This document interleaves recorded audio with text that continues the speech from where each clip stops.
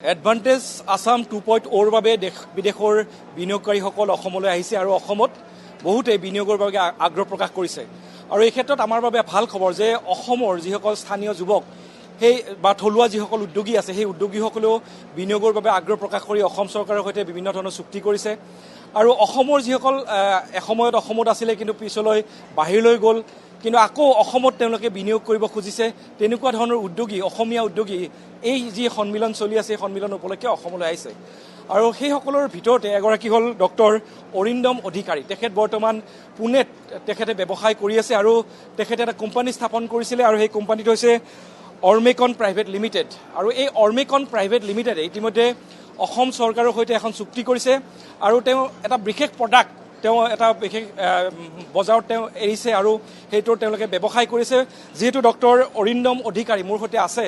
অসমৰে হয় তিনিচুকীয়াৰ হয় কিন্তু তেওঁ বৰ্তমান পুনেত থাকে পুনেত তেওঁলোকৰ ব্যৱসায় আছে কিন্তু অসমত তেওঁলোকে ব্যৱসায়ৰ বাবে আগ্ৰহ প্ৰকাশ কৰিছে কিনো এনে ব্যৱসায় তেওঁলোকে অসমত কৰিব বিচাৰিছে মই তেওঁৰ পৰা পোনে পোনে জানিব বিচাৰিছোঁ ডক্টৰ অধিকাৰী ডাঙৰীয়া কি ব্যৱসায় কৰিব খুজিছে অসমত আমি actually electrically conductive polymer mainly organic semiconductor বুলি কোৱা হয় আমি বনাওঁ আমাৰ R&D ছেটআপ আছে পুনেত আৰু আমি অৰ্গেনিক ছেমিকণ্ডাক্টৰ বনাই সেইবিলাকৰ আমাৰ এপ্লিকেশ্যন চাওঁ যেনেকৈ আমাৰ এতিয়া হাই পাৰফৰ্মেঞ্চ এণ্টিকৰোজন প্ৰাইমাৰ বনাই আছোঁ যিটো আমি অলৰেডি মাৰ্কেটত মানে এৰি দিছোঁ মানে অলৰেডি চেল কৰি আছোঁ আৰু ইয়াৰ কিছুমান আৰু এপ্লিকেশ্যন আছে যেনেকৈ ধৰি লওক ৰেডাৰ এবজৰ্বিং মেটেৰিয়েল ধৰি লওক আপুনি যদি ফাইটাৰ প্লেনত যদি এইটো কোটিং কৰি দিয়ে মানে ছেইম টু ছেইম নহয় আৰু অলপ মডিফিকেশ্যন কৰি যদি কোটিং কৰি দিয়া হয় তেনেহ'লে সেই ফাইটাৰ প্লেনটো ৰেডাৰত ডিটেক্ট নহ'ব ধৰি লওক আপুনি যদি এতিয়া যদি ইণ্ডিয়া পাকিস্তানৰ যদি বোলে যুদ্ধ হৈছে যদি ইণ্ডিয়াৰ প্লেনবিলাকত যদি এইটো অলপ মডিফাই কৰি যদি ৰং কৰি দিয়া হয় ধৰি লওক ষ্টেল টেকন'লজি হৈ যাব আৰু এইটো পাকিস্তানৰ বিদেশী ৰাষ্ট্ৰত গ'লে সেই ৰাডাৰে এইটো ডিটেক্ট কৰিব নোৱাৰিব তাৰপিছত ইয়াৰ আৰু কিছুমান এপ্লিকেশ্যন হৈছে সেইবিলাকো আমি ষ্টাডি কৰি আছোঁ ডিফেন্সৰ লগত আমি কিছুমান ষ্টাডি কৰিলোঁ যেনেকৈ ধৰি লওক ইলেক্ট্ৰমেগনেটিক ইণ্টাৰফিয়াৰেঞ্চ শ্বিল্ডিং ৰেডিঅ' ফ্ৰিকুৱেঞ্চি এইবিলাকো আছে আৰু ইয়াৰ এপ্লিকেশ্যন আৰু বহুত আছে ধৰি লওক বেটাৰীটো চলে তাৰপিছত আমাৰ আৰু কিছুমান প্ৰডাক্ট আছে ধৰি লওক আমাৰ ওচৰত কি বুলি কয় এইটো পেকেজিং প্ৰডাক্ট আছে যিটো এণ্টিকৰোজন এণ্টিষ্টেটিক EMI শ্বিল্ডিং পেকেজিং যিটো আমাৰ ছেমিকণ্ডাক্টৰ ইণ্ডাষ্ট্ৰি যিটো অসমত হৈ আছে তাত এইটো আমাৰ ইউজ হ'ব পাৰে মানে ইউজ হয় এতিয়াতো মাৰ্কেটত আছে বেলেগ বেলেগ ধৰণৰ কিন্তু আমাৰ যিটো প্ৰডাক্ট এতিয়ালৈকে ইণ্ডিয়াত হোৱা নাই এইটো তাৰমানে সামগ্ৰিকভাৱে মই যিটো বুজিছোঁ আপোনাৰ পৰা যে আপোনালোকৰ যিটো প্ৰডাক্ট আছে এই প্ৰডাক্টটো মামৰে নধৰে মামৰ মানে ৰঙৰ লগত যদি মিহলি কৰি দিয়ে এইটো মামৰে নধৰে সামগ্ৰিকভাৱে এই কথাটো নহয় জানো এইটো পেইণ্টৰ কথাটো ক'লোঁ এতিয়া পেইণ্টটো মানে কি এতিয়া চব মাৰ্কেটত অলৰেডি মামৰে নধৰা পেইণ্ট আছে